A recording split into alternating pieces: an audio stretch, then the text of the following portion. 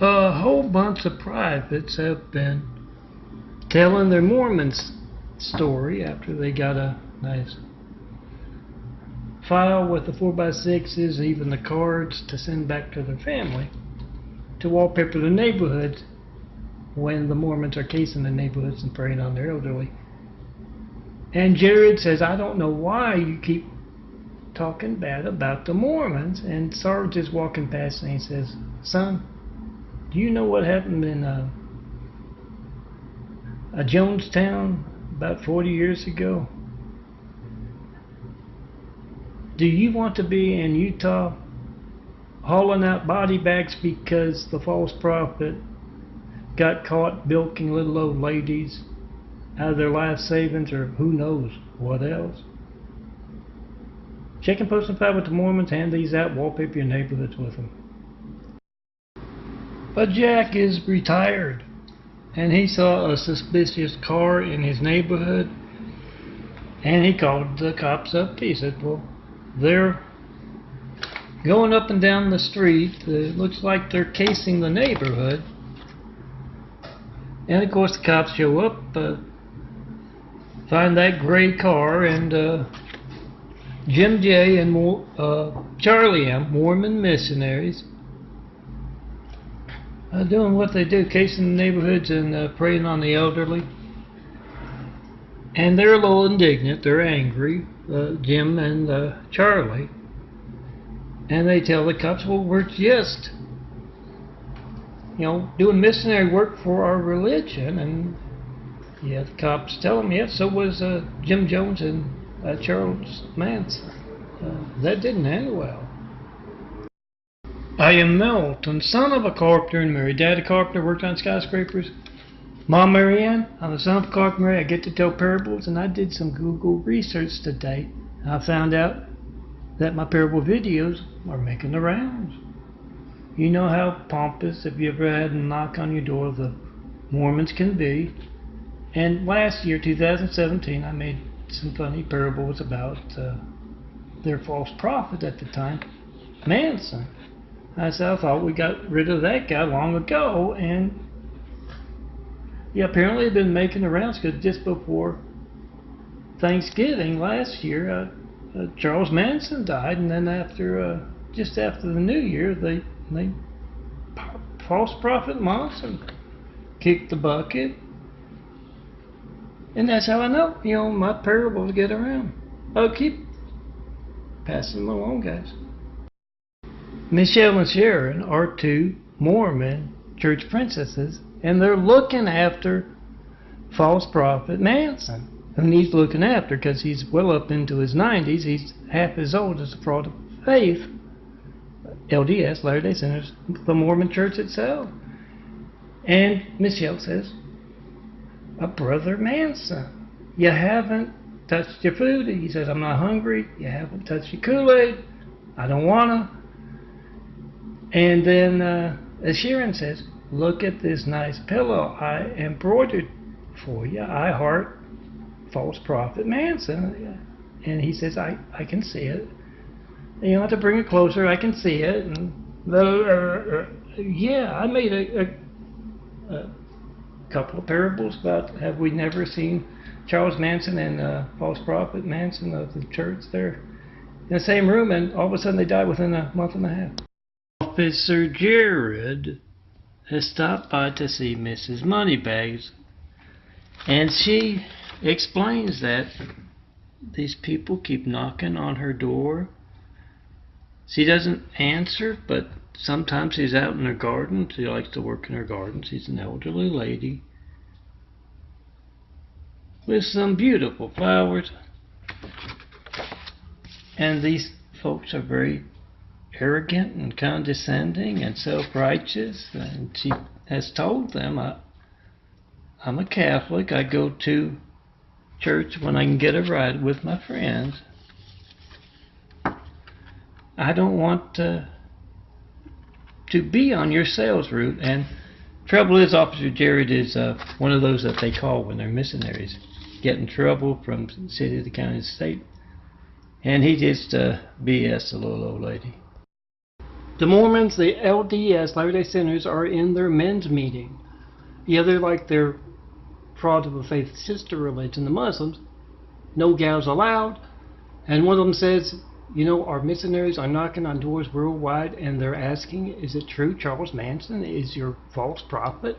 We're a laughing stock because of the son of Carpenter Mary Melton and his parable videos. And Russell Nelson says, I know how to solve things. He's a heart doctor. So he's got a broom over his shoulder in a state hospital. And yes, that little medical bag with him. And then he goes, oh, I'm not sure where the state hospital is. Then he goes back to Utah, and yes, Charles Manson dies around Thanksgiving, and false prophet Manson dies around New Year's Day. And you guessed it, that heart doctor is the new false prophet. The general is having a strategy meeting. He's explaining how they will distribute the Mormons Beware image as cards, as 4x6 photos, as bumper stickers, as t-shirts. Across America to churches, neighborhoods, civic organizations. And one of the colonels says, well, is that really necessary? I mean, they're just a church trying to do missionary work. And the general gives the colonel a mean look, and he says, well, so were Jim Jones and Charlie Manson, and Utah's a whole lot bigger than them, and yes, we're going to be the ones taking out the body bags. This video is set in the 70s, the 1970s, and as you know, the devil insists that the Mormons, the LDS, Latter-day Saints, spend 3 long hours each Sunday worshiping him and his lies. And as part of that, they're kind of like their sister fraud of the faith, the Muslims, in that the women go off in their own little set there and talk about sewing and cooking, and the men talk about, you know, in their own place, important stuff. And as they're doing that this Sunday, in the 70s, Gordon says to Tom, you know, it's shameful the way that the young people dance to Elvis's music. And Russell says, I know how to solve the problem. He picks up his medical bag. He's a doctor, and they ask him, where are you going? He says, to Tennessee. The Sarge is walking with his men, and they go in this huge warehouse full of body bags. And one of the privates says, Sarge, that Russian guy isn't getting us into something, is he? And Sarge says, oh no, son, this isn't for the military. This is in case those folks in Utah go Kool-Aid happy. You heard about Charles Manson and false prophet Manson of the LDS, Latter-day Saints, the Mormons. You heard about both of them dying within a month. If that doesn't, month and a half, I believe. If that doesn't tell you they're worried about the son of Carpenter and Mary and his truth about them, nothing will. But no, they're not for us. False Mormon prophet Russell Nelson is conducting a tour with a reporter and a senator, and he says, I am sure once you talk to Mrs. Moneybags, you'll find she's here of her own free will. And just then, Charlie M. and Jim J. run up to the false prophet and hand him a note that says Mrs. Moneybags does not want to be here. And he gets so flustered, the false prophet hands it to the note, to the senator, then quickly grabs it back and hands it back to the missionary. Yeah, guys.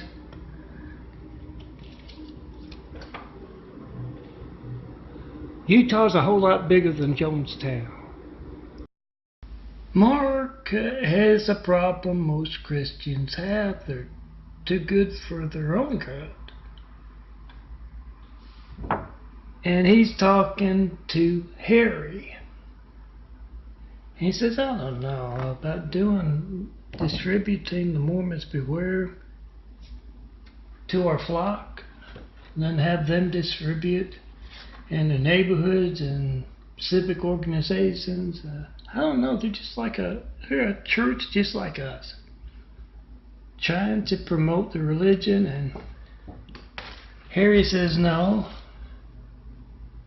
they're a cult, much bigger than Jim Jones and Charlie Manson, and we have to protect the true believers from that. So we're going to hand these out, and they should.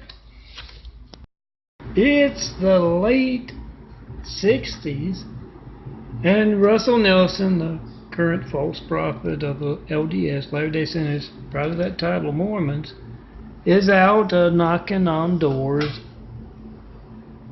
with Jared, and he comes to this one door, and he says, you sure do have a whole lot of long brown-haired gals around here. We got a cartoon Mormon Bible for each of them.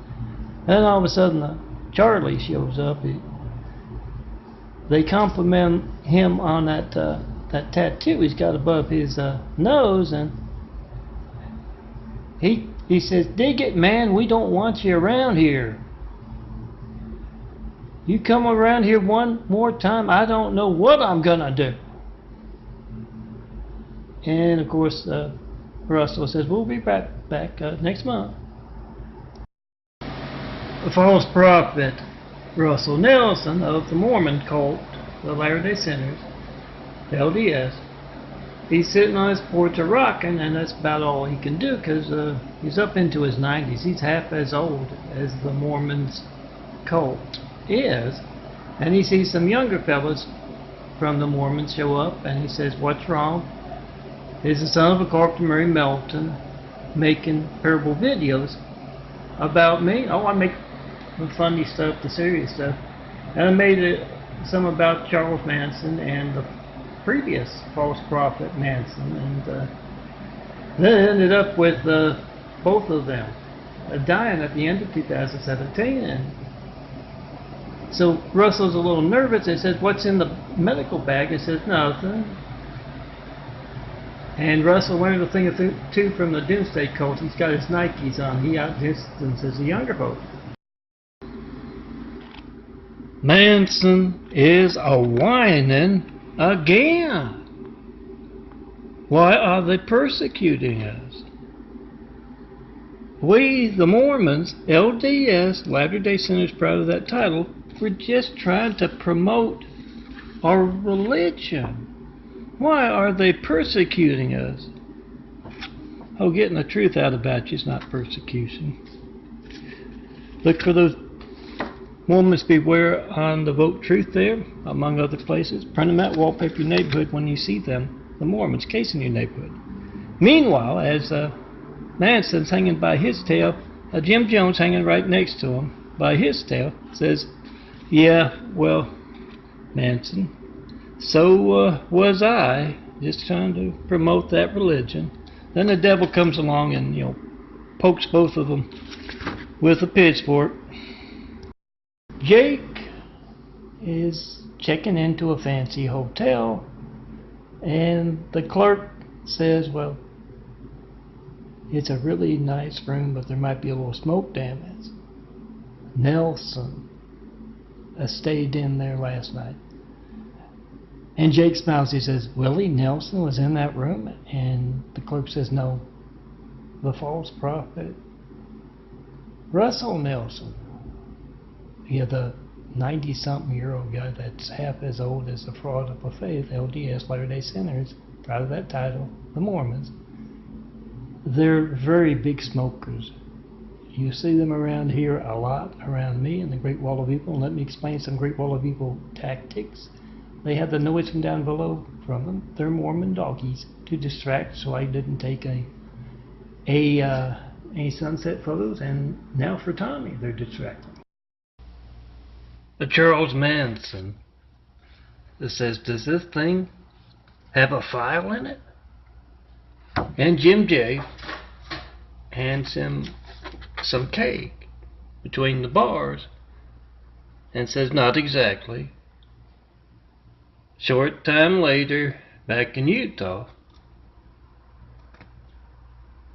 the false Mormon prophet Manson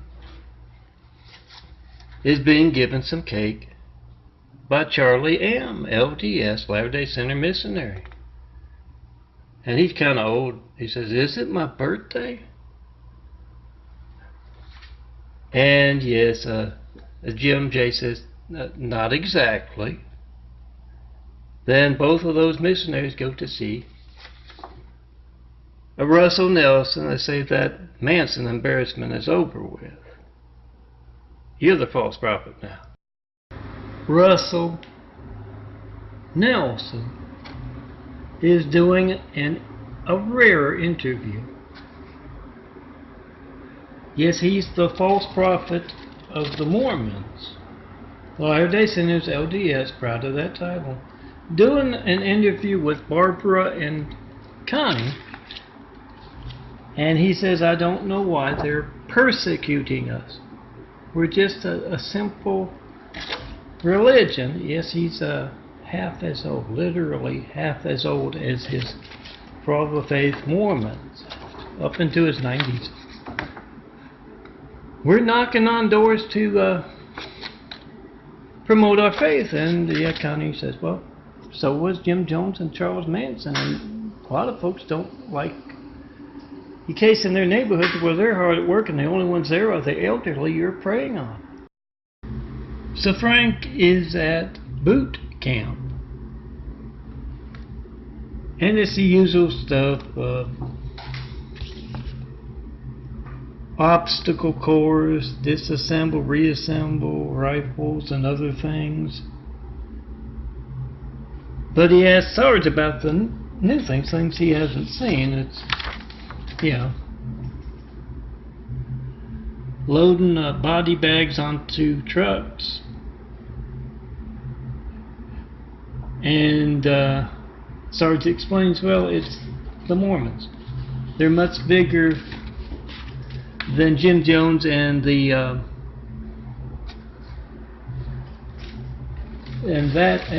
Charles Manson were. Much bigger, and we want to be prepared when they start passing out that Kool-Aid.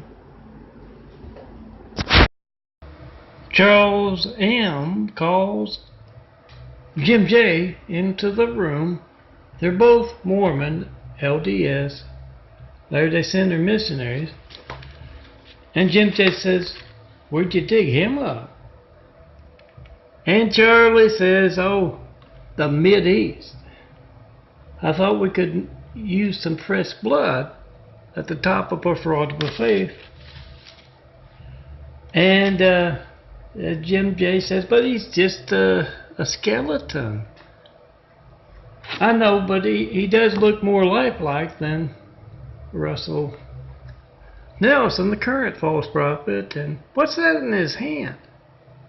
It's a gold coin. "Oh my dad, they have dug up Judas." And as they try to take that gold coin out, the devil puts bless on that new false prophet. Two people are walking through a wilderness, and one says to the other, "Did you ever think about joining the Mormons, becoming LDS, Latter-day Saint?" And the other one laughs, this kind of maniacal Chinese laugh, and he says, "Oh no, those Mormons are a dangerous cult, not like us. They're desperate, they're bizarre, they're off in their own little world." Then Jim Jones says, "Let's go meet that senator and reporter. Remember to hand out these to protect the Christians, the flock, from the Mormon wolves, the devil.